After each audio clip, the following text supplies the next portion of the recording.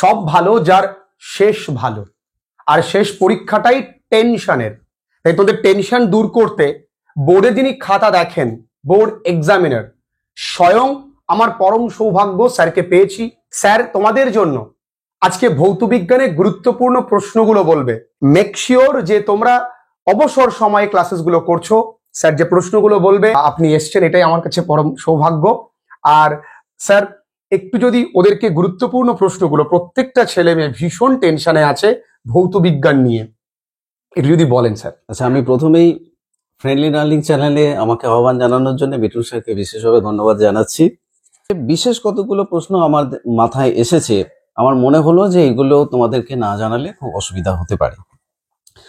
আমি শুরুতে বলি যে তোমাদের ফিজিক্যাল সায়েন্সে, মাধ্যমিকের ফিজিক্যাল সায়েন্সে যে সমস্ত চ্যাপ্টারগুলো রয়েছে তাদের মধ্যে ম্যাক্সিমাম ওয়েটেজের চ্যাপ্টার হচ্ছে গ্যাসের আচরণ, যেখান থেকে সর্বোচ্চ 8 নম্বর আসতে পারে।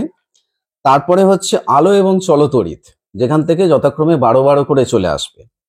তারপরে রয়েছে পরীক্ষাগার এবং রাসায়নিক শিল্পে অজৈব রসায়ন, যেখান থেকে 8 নম্বর। এবং সর্বশেষ চ্যাপ্টার হচ্ছে অত্যন্ত গুরুত্বপূর্ণ এবং মোস্ট স্কোরিং চ্যাপ্টার হচ্ছে জৈব রসায়ন বা অর্গানিক কেমিস্ট্রি, যেখান থেকে সর্বোচ্চ 8 নম্বর আসে। আমি প্রত্যেকটা চ্যাপ্টার থেকে আজকে অতটা ডিটেলসে না গিয়ে যে সমস্ত চ্যাপ্টারগুলোর নাম এখানে বিশেষভাবে উল্লেখ করলাম, যেখান থেকে ম্যাক্সিমাম ওয়েট ক্যারি করে, সেইগুলো থেকে উপরে আমি একটু বেশি স্ট্রেস দেবো। বাকি যে সমস্ত চ্যাপ্টারগুলো রয়েছে সেখান থেকে আমি অল্প একটা দুটো করে প্রশ্ন বলার চেষ্টা করব। তবে শুরুতে একটা কথা বলি, যেটা আমি শেষেও বলবো, যে বই পড়ার কিন্তু কোনো বিকল্প নেই। তোমরা ইতিমধ্যেই নিশ্চয়ই সমস্ত সাবজেক্টের ক্ষেত্রে, শুধু ভৌত বিজ্ঞান বলছি না, সমস্ত সাবজেক্টের ক্ষেত্রেই বই পড়েছো, প্রিপেয়ার্ড হয়েছো, এবং পাশাপাশি যে সমস্ত টেস্ট পেপারসগুলো রয়েছে, বিশেষত পশ্চিমবঙ্গ মধ্যশিক্ষা পর্ষদের পাবলিশ যে টেস্ট পেপারস রয়েছে, সেগুলো তোমরা ইতিমধ্যেই সলভ করেছো। যেগুলো সলভ করতে পারোনি, তোমাদের শিক্ষক শিক্ষিকাদের সাথে আলোচনা করে একটা জায়গা তোমরা তৈরি করেছো। এরপরেও পরীক্ষার আগে আমি চেষ্টা করছি তোমাদের জন্য যদি কিছু বলা যায়। যেমন ধরো, প্রথম যে চ্যাপ্টারটা রয়েছে পরিবেশের জন্য ভাবনা, যেখান থেকে ওয়েটেজটা খুব কম, তবুও কতকগুলো প্রশ্ন অবশ্যই দেখে রাখবে। যেমন স্থিতিশীল উন্নয়ন কি, এটা নিয়ে প্রশ্নটা কিন্তু এবছর একটু ইম্পর্টেন্ট রয়েছে। আর সৌরশক্তির প্রধান ব্যবহারগুলো উল্লেখ করো। প্রধান ব্যবহার বলতে শোনো, এখানে আমি নির্দিষ্ট সংখ্যার কথা বলছি না যে 2টো ব্যবহার বা 3টে ব্যবহার। তোমরা সবসময় চেষ্টা করবে, একটা জিনিস তোমাদের বলে রাখি, একটি ব্যবহার বা 2টো ব্যবহারের বেশি প্রশ্ন সাধারণত করা হয় না, জানতে চাওয়া হয় না। সুতরাং সেফ সাইডে থাকার জন্য তোমরা 3খানা ব্যবহার পড়ে রেখে দিলে এটাই সব থেকে ভালো। আর বর্জ্য থেকে কিভাবে বিদ্যুৎ উৎপাদন সম্ভব, মোটামুটি ভাবে এই 3টে প্রশ্ন অবশ্যই। চ্যাপ্টারটা তো ফুললি পড়বে, আরো প্রশ্নের তোমরা উত্তর করেছো, এই 3টের উপর একটু বেশি স্ট্রেস দেবে। এরপর আসছি যে বিশ্ব উষ্ণায়ন, যেটা নিয়ে গোটা পৃথিবী খুব বিচলিত। শুধু মাধ্যমিক নয়, সমস্ত স্তরে এই চ্যাপ্টারটা থাকলে এখান থেকে প্রশ্ন থাকেই। বিশ্ব উষ্ণায়ন বলতে কি বোঝো এবং সেটি হ্রাসের অন্তত 3টে পদ্ধতি তোমরা জেনে রাখবে। অর্থাৎ 3টে পদ্ধতি জেনে রাখবে যার মাধ্যমে বিশ্ব উষ্ণায়নটাকে হ্রাস করা যায়। আর এর সঙ্গেই রয়েছে বায়ুমণ্ডলের কোন স্তরগুলির মধ্যে কোনটিতে চাপ সব থেকে বেশি থাকে।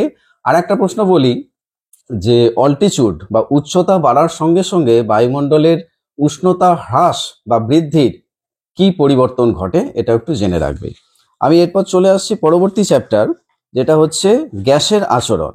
গ্যাসের আচরণে আমি আগেও বলেছিলাম, আবার বলছি, যে এখানে লেখচিত্র সম্পর্কিত অন্ততপক্ষে একটা প্রশ্ন থাকেই।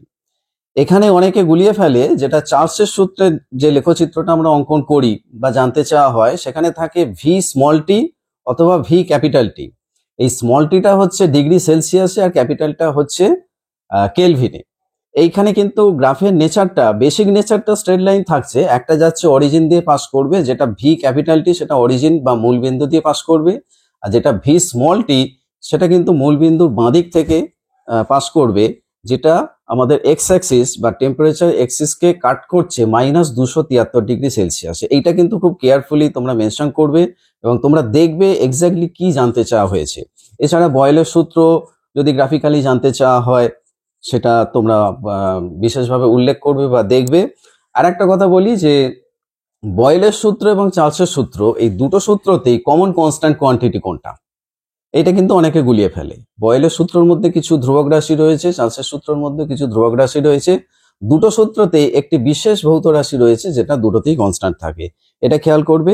আর চার্লসের সূত্র থেকে পরম শূন্যর উষ্ণতার ধারণাটা কিভাবে আসে, একই সঙ্গে এখানে বলে রাখি যে ধারণাটা কিভাবে আসে আমরা খাতা দেখতে গিয়ে দেখেছি যে এর আনসারটা অনেক ক্ষেত্রে ইনকমপ্লিট হয়। অনেকে করে কি, গ্রাফটা এঁকে দিল, একটু আগেই যেটা বললাম যে এক্স অ্যাক্সিসে যেখানে কাট করছে এটাই হচ্ছে পরম শূন্য উষ্ণতা, এইটুকু বলে ছেড়ে দিল। এখানে কিন্তু আনসারটা কমপ্লিট হচ্ছে না, তার কারণ তোমাকে এর পরেও যে অংশটা থাকছে সেটা হচ্ছে যে পরম শূন্য উষ্ণতা তাহলে কাকে বলবো, এই আনসারটা কিন্তু দিতে হবে, তাহলে তোমার আনসারটা কমপ্লিট হচ্ছে। আর একটা বলি যে আদর্শ গ্যাস সমীকরণটা প্রতিষ্ঠিত করো। আর একটা খুব গুরুত্বপূর্ণ প্রশ্ন থাকে, সেটা হচ্ছে যে বাস্তব গ্যাস এবং আদর্শ গ্যাসের মধ্যে মৌলিক পার্থক্যটা কি, কি কি পয়েন্টের উপর ভিত্তি করলে আমরা একটা গ্যাসকে বাস্তব গ্যাস বলবো আর একটা গ্যাসকে আমরা আদর্শ গ্যাস বলবো, এগুলো তোমরা বিশেষভাবে খেয়াল রাখবে। এরপর আসছি তাপের ঘটনা। তাপের ঘটনা থেকে প্রশ্ন একটু কম পড়ে, তবু বলে রাখি তাপ পরিবাহিতা কাকে বলে। স্যার প্রত্যেকটা প্রশ্ন বলছে, মন দিয়ে তোমরা শোনো। একক নিয়ে যে কথাটা বলছিলাম আর একবার আমি রিপিট করছি, যদি এককের ক্ষেত্রে কোনো পার্টিকুলার সিস্টেম অফ ইউনিট উল্লেখ না করে দেয়া থাকে যে সিজিএস বা এসআই, তাহলে তুমি তোমার ইচ্ছা মতো একটা একক দিয়ে দিতে পারছো। কিন্তু যদি বলে দেয় যে সিজিএস একক কি, এসআই একক কি, পার্টিকুলারলি তোমাকে কিন্তু সেই এককটাই দিতে হবে, আদারওয়াইজ আমরা কিন্তু সেখানে তোমাকে কোনো ক্রেডিট দিতে পারবো না। যদি ধরো তোমার কাছে জানতে চাওয়া হলো যে এসআই এককটা কি, এই রাশি, তুমি দিয়ে দিলে সিজিএস ইউনিটটা তুমি কিন্তু কারেক্টলি লিখেছো, কিন্তু সেক্ষেত্রে তোমার ক্রেডিটটা হবে 0। এগুলো খুব কেয়ারফুল থাকবে। দ্বিধাতব পাত কি এবং দ্বিধাতব পাতের ব্যবহার কি। এরপর বলছি যে গ্যাসের আয়তন গুণাঙ্কের রাশিমালাটি লেখো এবং চার্লসের সূত্রের সাহায্যে এর মান নির্ণয় করো। আর একটা খুব গুরুত্বপূর্ণ প্রশ্ন অনেক সময় থাকে, সেটা হচ্ছে তাপীয় রোধ কি। এই তাপীয় রোধের সঙ্গে আমাদের ইলেকট্রিক্যাল যে রেজিস্ট্যান্স মানে তড়িৎ রোধের সাদৃশ্য এবং বৈসাদৃশ্য উল্লেখ করো। ইনভার কি এবং ইনভারে সেলসিয়াস আর ফারেনহাইট স্কেলে দৈর্ঘ্য প্রসারণ গুণাঙ্কের মধ্যে সম্পর্ক লেখো। এই প্রসঙ্গেই বলছি যে দৈর্ঘ্য প্রসারণ গুণাঙ্কের এককের ক্ষেত্রে শুধুমাত্র তাপমাত্রার উল্লেখ থাকে কেন। আমি নামটা দিচ্ছি দৈর্ঘ্য প্রসারণ গুণাঙ্ক, অথচ এককে দৈর্ঘ্যের কোনো উল্লেখই থাকে না, এটা বিশেষভাবে তোমরা খেয়াল করবে। আমি মিঠুনের ফাদার চিনি। আচ্ছা, ভালো আছেন তো? ঠিক আছে, ঠিক। লাস্ট লাইনটা থেকে বলো, ওখানে কেটে দেবে। না, ওখানে বলতে দৈর্ঘ্য প্রসারণ, ওই প্রশ্নটা একবার রিপিট করো। আমি দৈর্ঘ্য প্রসারণ গুণাঙ্কের এককের ক্ষেত্রে বলছি যে এখানে জানতে চাওয়া হয় যে দৈর্ঘ্য প্রসারণ গুণাঙ্কের এককে শুধুমাত্র তাপমাত্রার উল্লেখ থাকে কেন। মজার ব্যাপার হচ্ছে যে আমি রাশিটার নাম হচ্ছে দৈর্ঘ্য প্রসারণ গুণাঙ্ক, সেখানের এককে কোনো রকম দৈর্ঘ্যের উল্লেখ থাকে না, শুধুমাত্র তাপমাত্রার উল্লেখ থাকে কেন, এটা হচ্ছে একটা প্রশ্ন। এবার চলে আসছি আমি অন্যতম বেশি ওয়েটেজের যে চ্যাপ্টার, যেটা আমি আগেই বললাম আলো এবং চলতড়িৎ, আমি এই মুহূর্তে আলোচনা করছি আলো। আলোর ক্ষেত্রে তোমরা এই প্রমাণটা, প্রিজমের ক্ষেত্রে যে প্রমাণটা রয়েছে delta equal to I1 plus I2 minus A angle of prism, এই প্রমাণটা অবশ্যই পড়বে। হাইপারমেট্রোপিয়া এবং মায়োপিয়া বলতে কি বোঝো, এগুলো রিমুভেবলের জন্য যথাক্রমে আমরা কোন কোন লেন্স ইউজ করব। এই প্রসঙ্গে বলে রাখি, এই যে প্রশ্নটা আমি এতক্ষণ বললাম, এই প্রশ্নটাই কিন্তু আমি একবারও উল্লেখ করলাম না যে চিত্রসহ। যেহেতু এটা অপটিক্সের প্রশ্ন বা আলোক বিজ্ঞানের প্রশ্ন এবং চোখের রোগ সংক্রান্ত প্রশ্ন, তোমাকে কিন্তু এখানে একটা রাফ স্কেচ অন্তত করে দিতেই হবে। তুমি একটা চোখের ছবি দিলে, তার জন্য আর্টিস্টিক ডায়াগ্রাম তোমাকে দিতে হচ্ছে না, এবং তার যে সেই রোগটাকে রিমুভ করার জন্য যে পার্টিকুলার লেন্সটা, সেই লেন্সটা ছবি দিয়ে তুমি ডিফেক্টেড আইটাকে প্রথমে দেখালে যে রেটা কোথায় মিট করছে, রেটিনার সামনে না পেছনে, তারপর লেন্সটা দেওয়ার পর যে সেটা রিমুভড হচ্ছে এটা দেখিয়ে দিলে, তাহলে কিন্তু তোমার আনসারটা কমপ্লিট হচ্ছে। আর শুদ্ধ বর্ণালী গঠনের শর্তগুলো কি কি, এটা অবশ্যই পড়বে। খুব ভালো হয় যদি তার সঙ্গে একটা রাফ স্কেচ দিয়ে দিতে পারো। এরপর আসি কোনো মাধ্যমের প্রতিসরাঙ্ক আলোর বেগের উপর কিভাবে নির্ভর করে, আর পরম প্রতিসরাঙ্ক এবং আপেক্ষিক প্রতিসরাঙ্ক বলতে কি বোঝো, আলোর বিক্ষেপণ বলতে কি বোঝো এবং আলোর বিক্ষেপণ সংক্রান্ত র্যালের সূত্রটি লেখো। এখানে কিন্তু শুধুমাত্র সূত্রটাই তোমাকে লিখতে হবে। আর আরেকটা তো খুব আরো দুটো প্রশ্ন খুব কমন থাকে, সেটা হচ্ছে যে আমরা দিনের বেলায় আকাশকে নীল দেখি কেন এবং সূর্যাস্তের সময় আকাশের রং লাল দেখায় কেন, এগুলো তৈরি করে রাখবে। পরিপূরক বর্ণ কি, উদাহরণ দাও। এবং কোন লেন্স উত্তল না অবতল হাতে নিয়ে কি করে বুঝবে, উত্তল না অবতল লেন্সের টাইপটা কি সেটা হাতে নিয়ে কিভাবে বুঝবে। লেন্সের আলোক কেন্দ্র কি এবং আলোক কেন্দ্রগামী রশ্মির চ্যুতি কত হয়, এটা একটু ট্রিকি কোয়েশ্চেন। উত্তল লেন্সের অভিসারী ক্রিয়া ব্যাখ্যা করো। এরপরে আরেকটা প্রশ্ন বলছি, উত্তল লেন্সের ফোকাস বিন্দু বলতে কি বোঝো। আমি এখানে বললাম উত্তল লেন্সের ফোকাস বিন্দু, কিন্তু তোমার কাছে জানতে চাওয়া হতেই পারে যে অবতল লেন্সের ফোকাস বিন্দু বলতে কি বোঝো।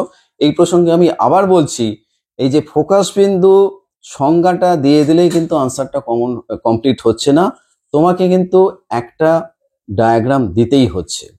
একটা লেন্স দিলে, সেটা উত্তল হোক অবতল হোক, যেটা জানতে চাইবে সেটা দিলে, এবং কোথায় রশ্মিগুলো মিলিত হচ্ছে বা কোন নির্দিষ্ট বিন্দু থেকে রশ্মিগুলো অপসৃত হচ্ছে বলে মনে হচ্ছে, এই পার্টিকুলার বিন্দুটা, এই যে ফোকাস বিন্দু, এটা কিন্তু তোমাকে ক্লিয়ারলি ডায়াগ্রামে দেখিয়ে দিতে হবে, তাহলে তোমার আনসারটা কমপ্লিট হচ্ছে।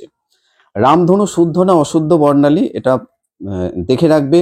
স্নেলের সূত্রের সাহায্যে আলোকের বিচ্ছুরণের কারণ ব্যাখ্যা করো, খুব গুরুত্বপূর্ণ প্রশ্ন। এবং শূন্য মাধ্যমে আলোকের বিচ্ছুরণ হয় না কেন, আমি আবার বলছি, আলোকের বিচ্ছুরণ শূন্য মাধ্যমে হয় না কেন, এর কারণ আমি নিশ্চিতভাবেই বলতে পারি এই মুহূর্তে তোমাদের কারণটা জানা আছে, তবু উল্টে পাল্টে আর একটু দেখে নেবে। এরপর আসছি চলতড়িৎ। চলতড়িতের প্রথমে যেটা বলবো যে ভাস্বর বাতি ব্যবহারের ক্ষেত্রে সিএফএল ব্যবহারের ভাস্বর বাতি ব্যবহারের চেয়ে সিএফএল বাতি ব্যবহারের দুটো অ্যাডভান্টেজের উল্লেখ করো। আমি আবার বলছি, দুটো নয়, তিনটে অ্যাডভান্টেজ তুমি তৈরি রাখবে। লেন্সের সূত্রটা বর্ণনা করো, ওহমের সূত্র বর্ণনা করো। ওহমের সূত্র যখন বর্ণনা করছো, এর সঙ্গে অ্যাসোসিয়েটেড যে ম্যাথমেটিক্যাল ইকুয়েশন রয়েছে, VA minus VB equal to R I, এবং প্রত্যেকটা সিম্বল কি, সমস্ত কিছু এক্সপ্লেন করে দেওয়ার পর তোমার কিন্তু আনসারটা কমপ্লিট হচ্ছে। আর অ্যাম্পিয়ারের সন্তরণ নিয়ম ব্যাখ্যা করো।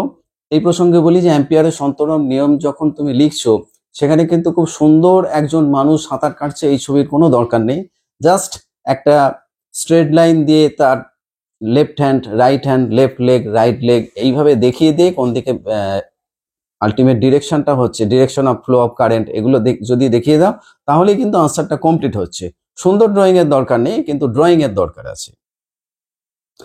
বার্লো চক্রে যখন নীতিটা বলবে, সেখানে কিন্তু ক্লিয়ারলি মেনশন করতে হবে যে কারেন্টের ডিরেকশন যদি ঘুরিয়ে দেওয়া হয়, ম্যাগনেটিক ফিল্ডের ডিরেকশন যদি ঘুরিয়ে দেওয়া হয়, তাহলে কি কি ঘটনা ঘটতে পারে, এগুলো যদি খুব ছোট করে মেনশন করে দেওয়া যায়, তাহলে কিন্তু খুব ভালো হয়। এরপর আসছি পর্যায় সারণী এবং মৌলদের ধর্মের পর্যাবৃত্ততা। তড়িৎ ঋণাত্মকতা বা ইলেকট্রোনেগেটিভিটি বলতে কি বোঝো, সব থেকে বেশি ইলেকট্রোনেগেটিভ এলিমেন্টটার নাম কি, এবং যোজ্যতার অষ্টক সূত্র বিবৃত করো এবং এর একটা উদাহরণ দিয়ে দাও। একাধিক উদাহরণ তুমি তৈরি রাখবে। আমি এরপর আসছি পর্যায় সারণী এবং মৌলদের ধর্মের পর্যাবৃত্ততার মধ্যে NaCl আর HCl। অবশ্যই তোমরা আরো বেশি যৌগের চিত্র রেডি রাখবে। আমি এখানে বলছি NaCl এবং HCl এর লুইস ডট চিত্রটা প্র্যাকটিস করে রাখবে এবং N2 অণুর গঠন ব্যাখ্যা করো। তড়িৎ প্রবাহ এবং রাসায়নিক বিক্রিয়া, এখানে অবশ্যই চলে আসছে তড়িৎ বিশ্লেষণের কথা। তড়িৎ বিশ্লেষণের মধ্যে উইক কোনটা, স্ট্রং কোনটা, সেগুলো তোমরা দেখবে এবং প্রত্যেকটার দুটো করে অন্তত পক্ষে এক্সাম্পল রেডি রাখবে। ধাতু এবং তড়িৎ বিশ্লেষণের মধ্য দিয়ে তড়িৎ প্রবাহের দুটি মৌলিক পার্থক্য লেখো, এটা দেখে রাখবে।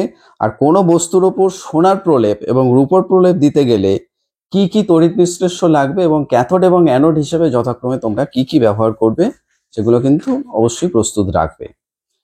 পরীক্ষাগার এবং রাসায়নিক শিল্পে অজৈব রসায়ন, এখানে আমি অবশ্যই বলবো যে হেবার পদ্ধতিতে অ্যামোনিয়ার শিল্প উৎপাদন ব্যাখ্যা করো। ব্যাখ্যা করো বলতে প্রত্যেকটা ধাপ কিন্তু ক্লিয়ারলি মেনশন করবে এবং ধাপ বলতে যেটা আমি বললাম ঠিক সেইভাবেই ধাপে ধাপেই কিন্তু লিখবে। একটা প্যারাগ্রাফের মধ্যে সমস্ত পয়েন্টগুলো ঢোকাবে না, পয়েন্টগুলোকে আলাদা আলাদা করে দেবে। H2S প্রস্তুতির সময় গাঢ় সালফিউরিক অ্যাসিড ব্যবহার করা হয় না কেন? নাইট্রোজেন প্রস্তুতিতে সরাসরি অ্যামোনিয়াম নাইট্রেটকে উত্তপ্ত করা হয় না কেন? নাইট্রোলিম কি, এটা কিভাবে উৎপন্ন হয় সেটা সমীকরণ সহ লিখতে হবে। আর অসওয়াল্ড পদ্ধতিতে নাইট্রিক অ্যাসিডের শিল্প প্রস্তুতি বর্ণনা করো বা ব্যাখ্যা করো। স্পর্শ পদ্ধতিতে সালফিউরিক অ্যাসিডের উৎপাদন ব্যাখ্যা করো। আরেকটা বিশেষ প্রশ্ন বলছি যে কপার তড়িৎদ্বার ব্যবহার করে কপার সালফেট দ্রবণের তড়িৎ বিশ্লেষণে অ্যানোড এবং ক্যাথোডে যে বিক্রিয়াগুলো ঘটে সেগুলো ক্লিয়ারলি আলাদা আলাদা করে লিখতে হবে। সরাসরি চলে আসছি তোমাদের লাস্ট চ্যাপ্টার বা জৈব রসায়নের চ্যাপ্টারে। আগেও বলেছি এটা কিন্তু খুব স্কোরিং চ্যাপ্টার, সমস্ত চ্যাপ্টারই স্কোরিং ঠিকঠাক প্রিপারেশন নিলে। তার মধ্যে জৈব রসায়নটা খুব মানে আমরা খাতা দেখতে গিয়েও দেখেছি বা পড়াতে গিয়েও দেখেছি স্টুডেন্টরা কিন্তু এটাকে খুব প্রেফার করে। জৈব এবং অজৈব যৌগের মধ্যে 3টে পার্থক্য তৈরি রাখবে। কার্বনের ক্যাটিনেশন ধর্ম কি? খুব গুরুত্বপূর্ণ প্রশ্ন।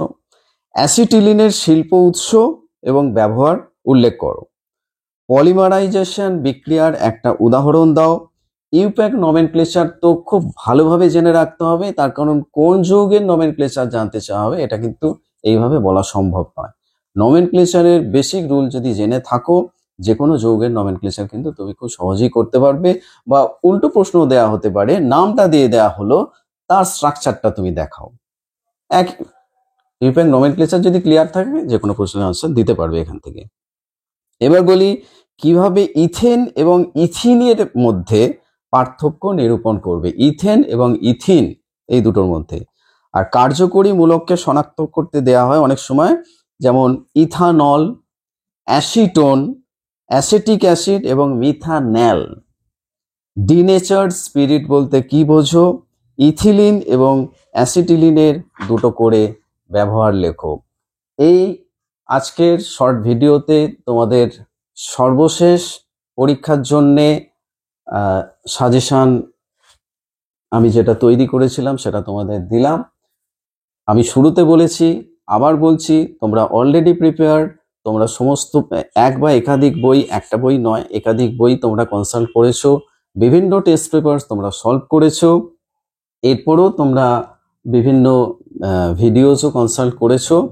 আবার বলবো, বইটাকে ভালোভাবে আবার একবার পড়ে নাও। যে সমস্ত কোয়েশ্চেনগুলো তোমরা সলভ করেছো সেগুলো আর একবার নাড়াঘাটা করে দেখে নাও। সর্বশেষে এবছর 2025 সালের সমস্ত মাধ্যমিক পরীক্ষার্থীদের জন্য শুভেচ্ছা জানিয়ে আমি আজকের ভিডিও শেষ করছি। ধন্যবাদ।